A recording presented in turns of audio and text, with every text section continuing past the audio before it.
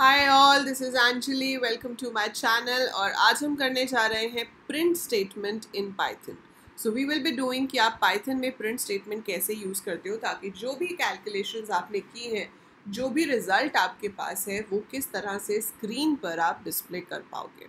So print एक pre defined function होता है जिसे हम बिल्ट इन फंक्शन भी कहते हैं पाइथन में, जिसकी हेल्प से हम कुछ भी प्रिंट करा सकते हैं। नॉर्मली आपने देखा होगा बुक्स में और दूसरे वीडियो ट्यूटोरियल्स में कि किसी भी लैंग्वेज में जब हम प्रोग्राम बनाते हैं तो पहला प्रोग्राम होता है प्रिंट हेलो वर्ल्ड, है ना। सो वैसे ही यहाँ पर भी अगर आप कुछ प्रिंट करना चाहते हो तो आप पाइथन ओपन करेंगे। पाइथन ओपन करते ही what I have to do is, मुझे एक मैसेज प्रिंट कराना है। तो मैंने लिखा हेलो वर्ल्ड, ठीक है, and I press enter. So इससे क्या होगा, हेलो वर्ल्ड स्क्रीन पर प्रिंट हो गया। So that's how your hello world is printed, as simple. तो सिंटेक्स क्या आपको फॉलो करना है यहाँ पे कि हमने लिखा प्रिंट, उसके आगे है राउंड ब्रैकेट, और जो भी मैसेज आपको प्रिंट कराना है वो डबल कोट्स में होना चाहिए, and then the round bracket has to close. और यहाँ राउंड ब्रैकेट ही आएगी, इसकी जगह पर आप एंगुलर ब्रैकेट, कर्ली ब्रैकेट नहीं लगा सकते हो। सो प्रिंट स्मॉल लेटर्स में लिखना है, all small letters. Round bracket open करेंगे, कोट्स के अंदर सिंगल या डबल कोई से भी कोट्स यूज कर सकते हैं, मैसेज लिखेंगे और वो मैसेज प्रिंट हो जाएगा। फॉर एग्जाम्पल, अगर मैंने सिंगल कोट्स में लिखा है वेलकम, तो भी वो एज इट इज ही प्रिंट करता है। Fine. So that's how basic print statement works. अब ये तो हो गया फिक्स मैसेज, कुछ भी हो स्क्रीन पे प्रिंट हो जाएगा। Now I have n is equal to 10, ठीक है। n इज इक्वल टू 10 ले लिया मैंने, तो n में मेरे पास अभी 10 है और मैं इसकी वैल्यू को प्रिंट कराना चाहती हूँ, और मैंने ये लिख दिया। सो इससे n की वैल्यू तो नहीं आई ना, इससे क्या हुआ, इससे आपका n ही प्रिंट हो गया। So it is printing n itself, it is not printing the value. आपको उसकी वैल्यू चाहिए, तो हम क्या करेंगे, प्रिंट n। सो जब मैं प्रिंट n करूँगी तो ये मुझे प्रिंट करके देगा 10, वैल्यू ऑफ दैट वेरिएबल। सो अगर कोई चीज़ कोट्स के अंदर है तो वो एक फिक्स मैसेज समझा जाता है, और अगर वो कोट्स के अंदर नहीं है, वो नॉर्मली आपने लिखा है, so it is taking it as a variable.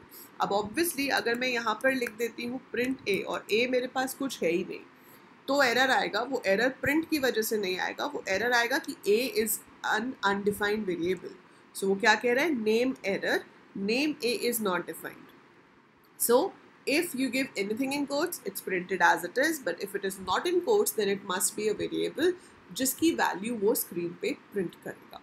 अगर आपको दोनों की वैल्यू कंबाइन करके प्रिंट करनी है, जैसे you want to print number is n, so इससे तो नंबर इज n आएगा, बट आप उसकी वैल्यू चाहते हो तो आप लिख सकते हो number is and then comma n।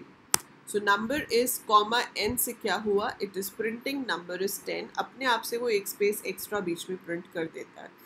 Another way of printing this could be, आप लिख सकते थे नंबर इज कंकैटिनेटेड बाय, ठीक है, n। सो प्लस, मैंने आपको डेटा टाइप्स वाली वीडियो में बताया था कि हम दो स्ट्रिंग्स को कंकैटिनेट कर सकते हैं, बट यहाँ पे प्रॉब्लम है, नंबर इज तो एक स्ट्रिंग है लेकिन n तो इंटीजर है, तो ये क्या कहेगा कि भाई स्ट्रिंग और इंटीजर को कंकैटिनेट नहीं कर सकते।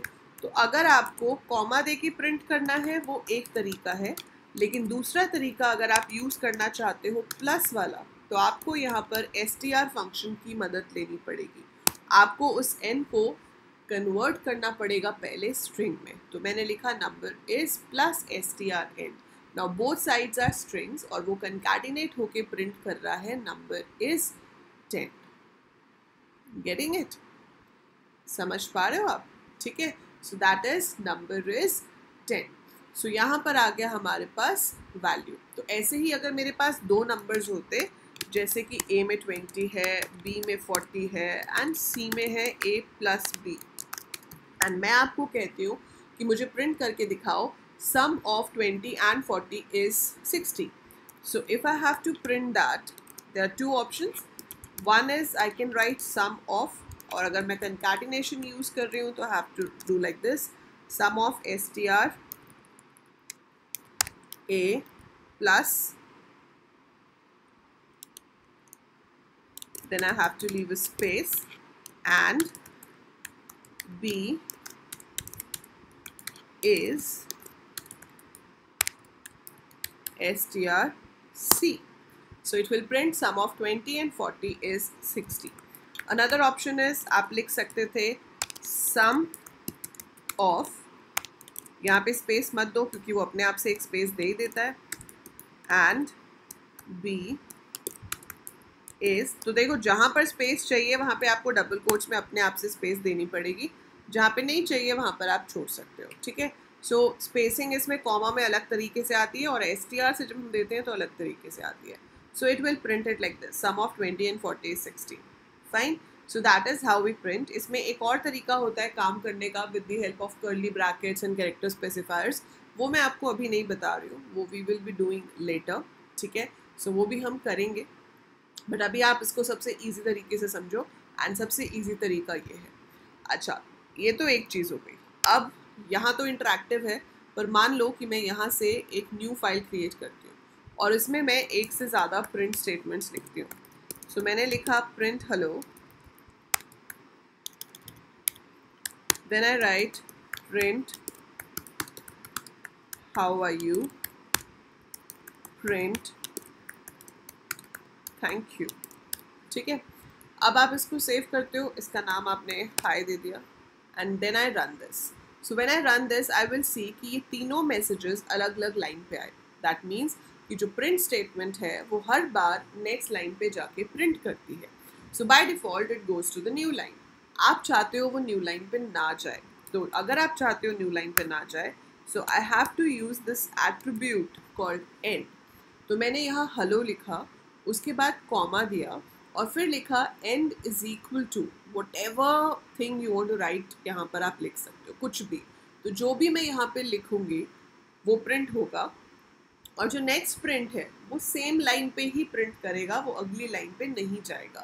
सो जब हम एंड में कुछ नहीं देते तो by default and new line होता है, मतलब बाय डिफ़ॉल्ट वो नेक्स्ट लाइन पे जाता है.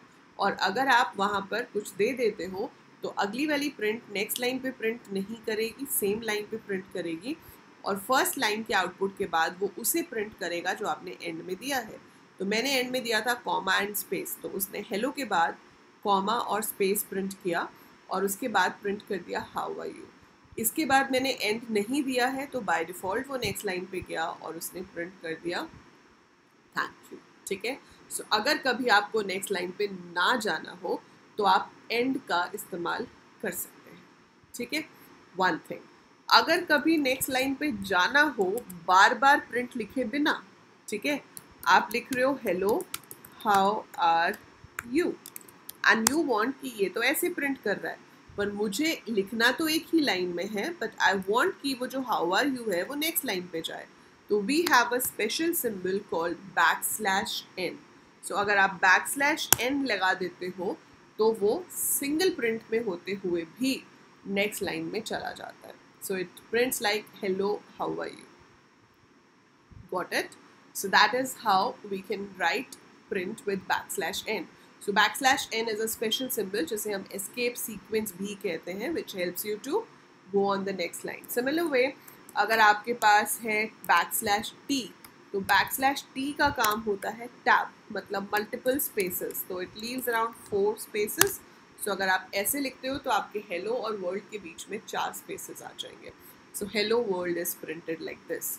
इसके अलावा और भी एस्केप सीक्वेंसेस होती हैं, जैसे कि मैं अगर लिखना चाहूँ \n is used for new line, तो प्रॉब्लम क्या होगी कि वो \/ को तो प्रिंट ही नहीं करेगा, बल्कि वो नेक्स्ट लाइन पे चला गया और उसने ऐसे प्रिंट कर दिया.